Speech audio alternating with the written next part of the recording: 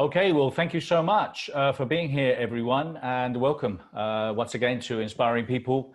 And today I've got the pleasure of interviewing Matt Kendall, who we've been acquaintances. We've been following each other's work for quite a few years now. Matt is a clinical hypnotherapist. He's an approved trainer in integral eye movement therapy. But most importantly, he's been teaching coaches and therapists all sorts of amazing ways, to be able to stand out and really kind of make a difference, because there's a lot of people out there, as we both know, that have fantastic, phenomenal expertise, but they don't necessarily know how to market themselves, how to create revenue streams, or don't necessarily have the skills. So Matt's been doing this for quite some time. He has had and does have still one of, if not the largest, meetup groups in London. So he does have a great know-how when it comes down to this, and I'm going to ask him all sorts of questions. So Matt, thank you so much for being here today. Yeah, thank you very much for inviting me on. It's a pleasure to be here. Perfect. Listen, well, give me your quick elevator pitch on what you do and how you help people. Okay, so I've been in the self-development industry for 15 years. I qualified as a clinical hypnotherapist about 15 years or so ago. I didn't mean to be a hypnotherapist. I was running a print and design studio and different little businesses. Met a hypnotherapist, was really interested by it. I went for some sessions. He then said, I think you should train. So I said, okay. So I went and trained.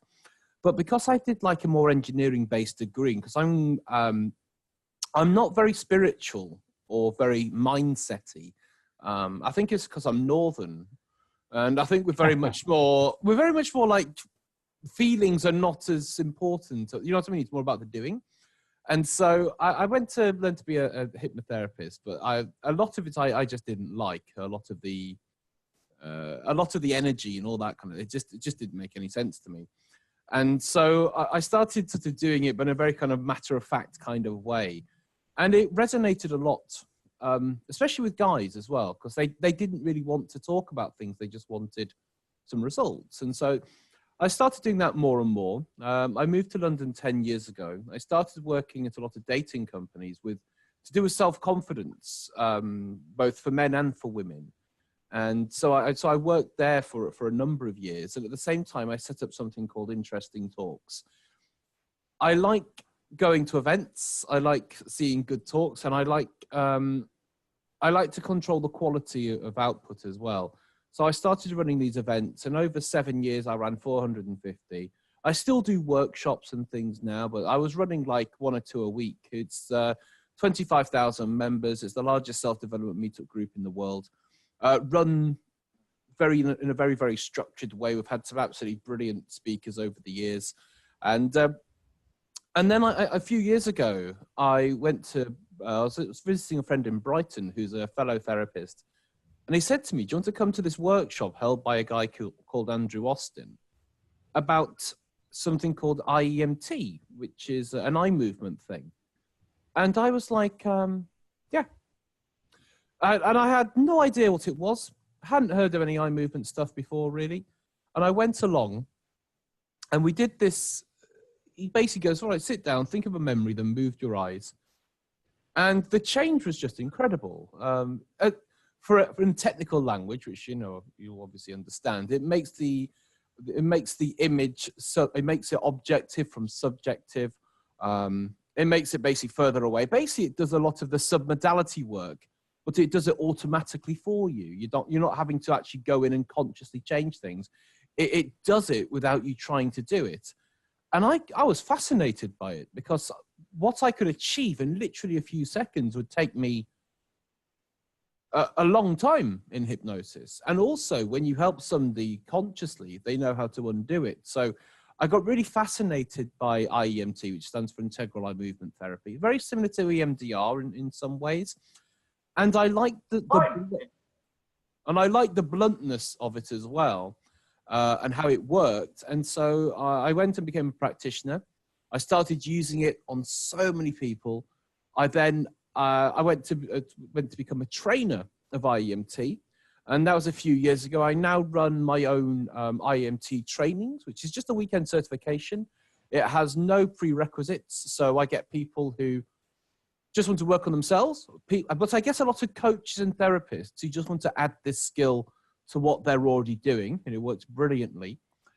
And I've been doing that. So I run something called IEMT Academy, and I'm fortunate enough to get to speak about IEMT all over the UK now. I work with a company called Funzing, and they send me to Brighton and Bristol and Sheffield, and I'm going to Dublin. Actually, I'm organising that myself. But I go and speak to people from usually between 70 and 200 people at a time, and I get them doing it. I actually get them doing the thing itself. And then I've been speaking at the Best Youth. I think this is my fourth year in a row.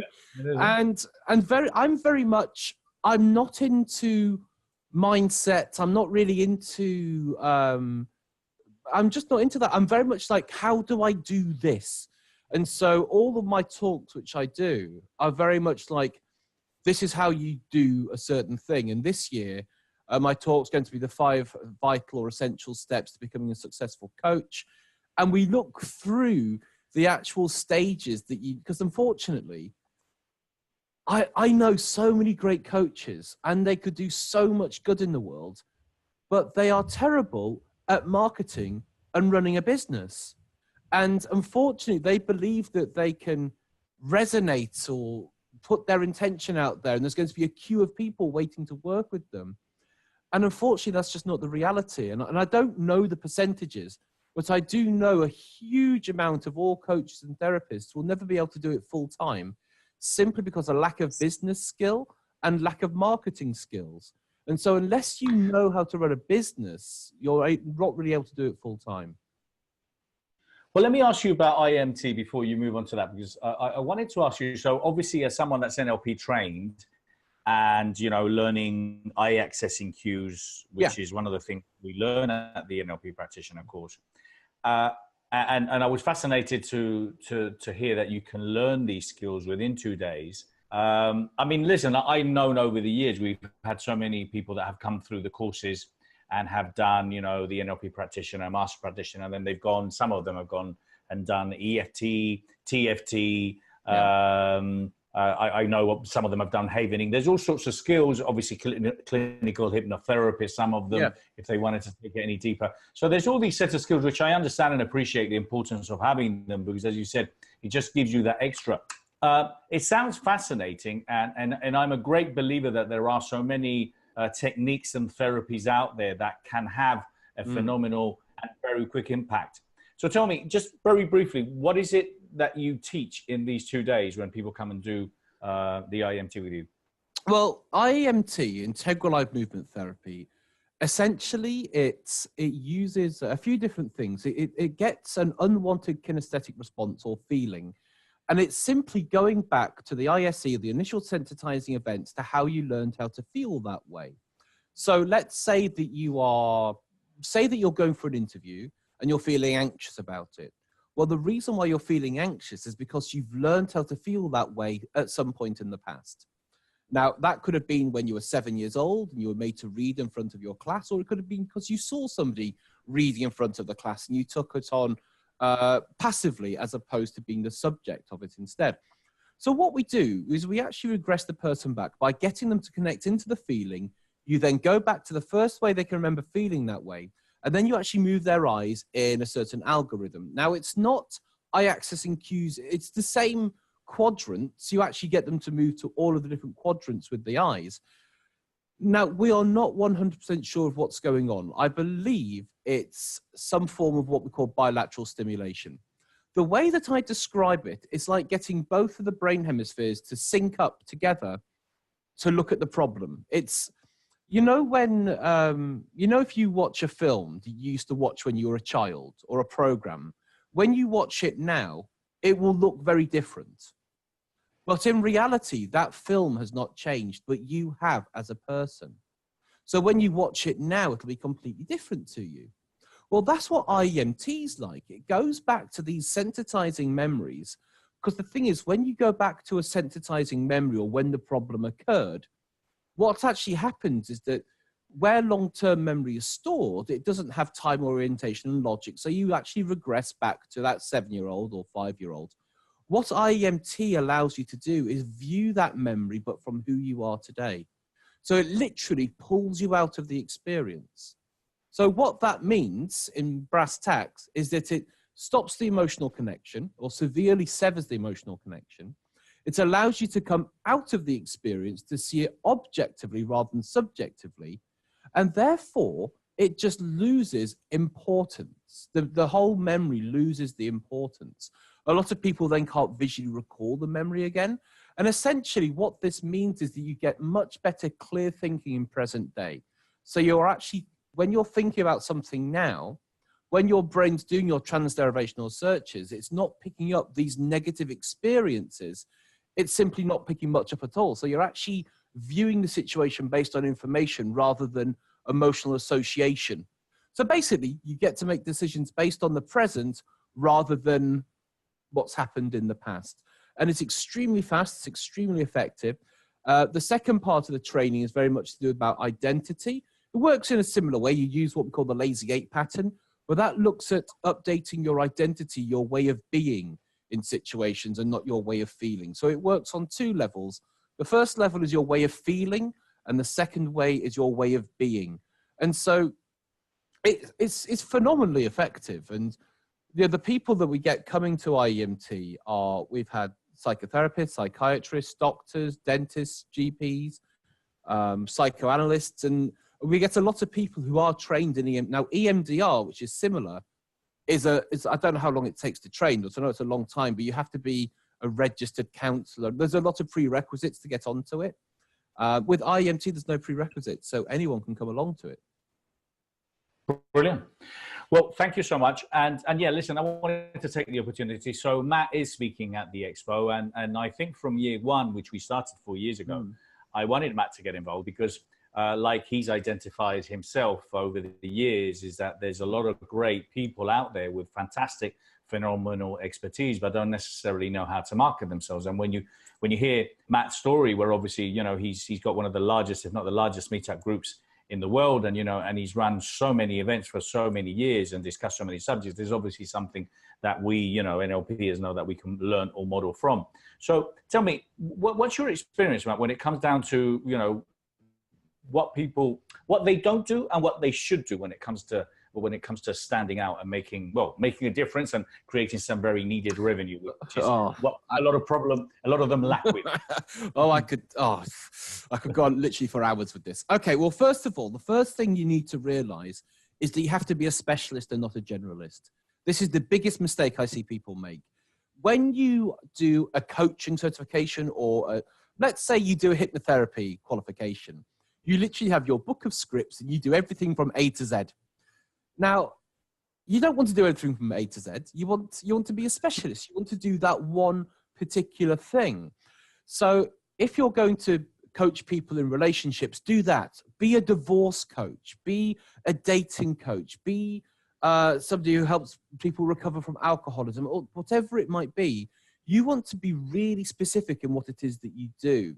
Because if not, so I go on the radio quite a bit. I go on quite a lot of podcasts, and you know, I get to do this purely because of, if you Google remove negative memories into Google, I'm at the top. I'm at the top, and I get contacted by media because I'm known for something. So when people come to see me for therapy, all I do is remove negative memories. That's all I do, and I make a living out of it. What people I think are a little bit scared of is they are scared of, well, if I do this, I can't do this, this, this, and this, and this.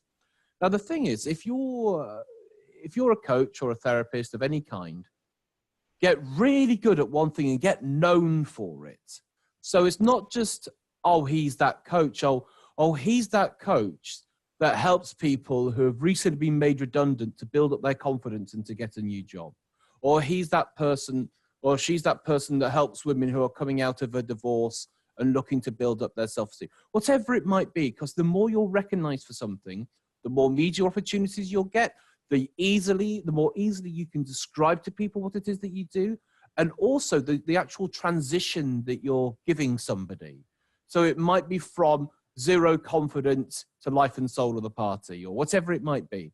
So you really need to stand out in that way. The other thing you have to do is you have to learn how to run a business. You really have to learn how to run a business, because one thing that a lot of coaches don't realize is that when you get paid, not all of that money is yours. You know, you have to pay the tax man. And people forget this. And so we're in January now. So next week, in 10 days, there's going to be a lot of broke people because they don't realize there's things like payments on account, which means that you have to pay for half of your next year's tax in advance. And people don't know this. They're not putting tax aside. They're not putting national insurance aside. So you have to run your business as a business. The number one thing I see, mistake I see people making, is not having a business bank account. And this is the absolute basic thing. You have to have a business bank account for all of your transactions. You need to separate your money from the business's money from the start. Now, I understand that people do this kind of job because they're passionate about it, which I absolutely understand. But you still have to run it from a business mindset. And you have to work out, how do you make money? How do you charge? How do you get paid? How do you take the payment? Because trust me, if you're not making any money, people like your bank and your landlord and things like shops and stuff, they don't care about your intentions. All they care about is, can you afford the rent? Can you afford your food? Can you afford these kind of things? No one cares about your intention of what you're going to do. People only care about if you have the money to actually pay them.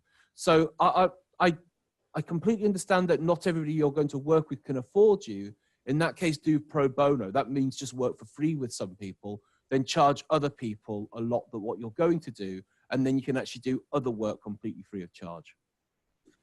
Well, thank you. And obviously one of the things that Matt has done, you know, in order to build his brand, is he spent a lot of money, obviously, in learning, training, you know, and putting, obviously, you know, kind of his brand and his neck on the line. I mean, my experience with a lot of it is that I don't know, it's a bit frustrating as a promoter, obviously, with the kind of events that I do, to find so many people that don't take themselves seriously, as you said, as a business, you know, that they think so small, you know, that they want to change the world. They want to transform everything. But I mean, I don't know, you talk about £1,000 and the phone goes silent. They literally faint on the floor. Mm-hmm. And I'm thinking, well, you know, how's this possible? You know, and look, as someone that's been in business for a long time in real estate before and this now, in order to build your brand, you need to invest. You need to put yourself out there. You need to not only look like a brand that obviously, you know, makes a difference, but you need to invest in Google. You need to put yourself out there, you know, make sure that you speak in as many places as possible. Mm. And sometimes you have to pay to speak in order to kind of like get yourself some clients. As someone that runs events, we know what it takes to fill a room. It's not easy. You know, it takes a long time to build a list. And a lot of people take that for granted, or they take a lot of the stuff that maybe we've done for granted, I think. A lot of people are trying to charge amounts of money which they have never and will never intend to spend on themselves. Mm. So how can you charge somebody £2,000 for your coaching program when you sniff at spending £150 for a coaching session with somebody who knows exactly what you should be doing? So this is the thing you should be asking. Should you be charging somebody this amount of money if you personally would not pay that amount of money to somebody else? Yeah, and I think the other thing is, that's great advice. And I think the other thing is that people underestimate that by putting yourself out there, you know, when you're going to do some coaching with someone, or you're going onto a different course, or you're training with someone else, what people underestimate, or you're speaking at an event, obviously, like the Expo, what people really underestimate is the connections and the network that you build. You know, people tend to focus on the client, but they don't tend to focus on the networking opportunities. I've seen this so many times, and I know that the people that are on the top of the tree, these people, not only they're embracing their new clients and they're doing business, but they're really doing new business with people that are in the seminar rooms. And of course, talking about, hey, how can I share this thing with you, and so on. Yeah. Well, I completely agree, and I think that networking is absolutely imperative, and you have to be able to go out and network properly. And for I've been to a lot of networking events and I've run a lot of networking events. And the thing is, when you go to a networking event, you're not there to sell, you're there to make connections. So what you really want to be doing is not be thinking about, if there's 10 of you in a room, you're not looking at 9 clients, excuse me, you're looking at 9 people who have connections of thousands. And that's the way to think about it.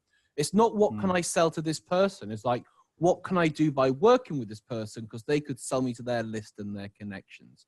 So I absolutely believe that by going out and meeting people, and I think there's an awful lot of luck involved, but by being in the right place at the right time, I think creates an awful lot of luck. I think it's when experience meets opportunity, as the old saying goes. So I go to a lot of things and I go out and meet a lot of people. And, you know, I've built my businesses. I haven't paid for much advertising. I've done it mainly more on networking and meeting people and being introduced to people. And I think that I think with social media these days, people think that they can sit behind a camera, like I suppose we are doing today, but I'm also out there as well. And so you can't create a real connection with somebody just online. You know, you're going to learn a lot more about somebody in person. And I think that networking is a real skill. And there's some great teachers, you know, to actually go learn this from, but actually going out and meeting people in the flesh is much, much more powerful than just trying to write a clever email or just do a live or something. I think they're all important, but actually going out there and meeting people, especially people who have similar customer bases as you, that does a lot of the hard work for you, because what you're then doing is you're then paying affiliate or referral fees to somebody who passes you work, but you're only then paying for guaranteed work. You know what I mean? So people miss out on these opportunities because they think, right, well, I'll write a blog or I'll have an Instagram. That's a good that subsidizes things, but it doesn't take away going out, meeting people, explaining what it is that you do, because people will go, because if they don't need your services, they're good. You know what? My friend, my auntie, my cousin, they absolutely need you. Can I put you in contact? And that's happened to me countless times. Yeah, no, listen, great advice. The luck, I believe, I'm a great believer in luck, but I'm a great believer in serendipity. It is. Things happen for a reason. They only happen when you're in the right place at the right time and you meet the right people. So absolutely. The other thing is, I think you hit it on the nail. I mean, look, it is about modeling. It's about learning from people. You never know, because, you know, when you're at an event, you might be sitting in a room yourself and you're thinking, wow, I love what that speaker did. I love how he engaged with the people. I love how he's building rapport. That's called modeling. And that's one thing that we can only do, as you said, if we get outside behind the camera and off the phone. Matt, we're running on a very tight schedule. Please, what are you going to be sharing with us? And I'm delighted to say you're back at the Expo. You've been there for 4 years now. Yeah. What are you going to be sharing at the Expo this year? So this is going to be the 5 vital steps, or the 5 essential steps of creating a successful coaching business. So essentially what I'm going to be doing is I'm going to be going through each stage of what you have to do in order to basically run a full-time and profitable and predictable coaching or therapy business. We're not going to try and resonate with the universe or anything like that. It's going to be a little bit, when I say boring, it's not going to be boring, it's going to be fun, but it's going to be like, you need to get a business bank account, you need to do this, and I'll be showing you what has to happen at each stage, and basically how you create systems, how you create sales funnels. I'll be giving away, I will be going through a lot of stuff. I'll then give it all away like I always do. I'll put it all in a PDF and people can take it home and use it later on. And that's what I'm also going to be talking about. What I'm doing is called the Successful Coaches Club, which is what I'm working on now. And that's a series of masterclasses and interviews with people on how to do things specifically for the coaching industry. So how do you run Facebook ads? Because what you'll find, and this is what I find, I don't know if you find it with people you work with, they will say, Facebook ads didn't work for me, or this didn't work, and this didn't work, and this didn't work. And they'll go through all of the things which didn't work for them. But the thing is, everything does work. It's about how you use it and how you do it. And so that's what I'm going to be working on, as well as the Successful Coaches Club, which is my new project, which I'm going to have a lot more control over the actual output as well, which is going to be really interesting. But if I'm speaking, I believe at 3 p.m. on the Saturday in the Best for Business. And again, if you're serious about being a coach full time, or being a therapist full time, come and see what I have to say, but get there early, because I think I've given away, I always give away a lot of tickets, and, because I have big networks. My talks are always absolutely jam-packed, but don't expect me to say everything's going to be fine, because it's not. But I will, because it isn't. No. But I will show you, I will give you the best resources and the best structure to give you the best possible chance to have a sustainable, profitable business that you get to work with the clients you want to work with. You get to make the kind of income. And I'm not saying like the 7-figure or all that. I'm not talking about that. I'm talking about how do you make 30 grand, 40 grand, 50 grand, and work up from there. I'm not saying you're going to, you couldn't deal with success overnight anyway. So it's a very, very strategic, methodical approach. It will require hard work from you, but I will show you. And again, always judge me by my results. Judge me by what I'm doing. I don't make any promises to people or anything like that. All I can show you is what I've done. I've done 450 meetup events where I've worked with coaches from all over the world. I know exactly what works or what's most likely to work. So I don't think there's never sort of two of the same kind. But so if you're interested in learning how the business side of coaching works, I don't tell you how to do any coaching. That's got nothing to do with me about what you actually do, whether you're a masseuse or a coach or how you do that is completely up to you. But I will show you how the business side of it works so you can actually do that skill. Well, thank you, Matt. And I can assure you, Matt's room has always been full, always is full. Mm-hmm. And look, if you're going to learn, you're going to learn from the best. If you're going to learn, you've got to learn from people that can walk the talk. I've experienced that over the years. There's many people that talk, but then don't walk. And Matt does, he's built it. He didn't say 4.50. He said 450 talks. So he's obviously very knowledgeable. He knows what he's talking about. So I highly recommend you come and see him. Matt, listen, thank you so much. It's a pleasure talking to you. Well done with all the great work that you've done and how down to earth you are. Congratulations. Thank you very much. Thank you. It's been a pleasure. Thank you. Take care. All the best.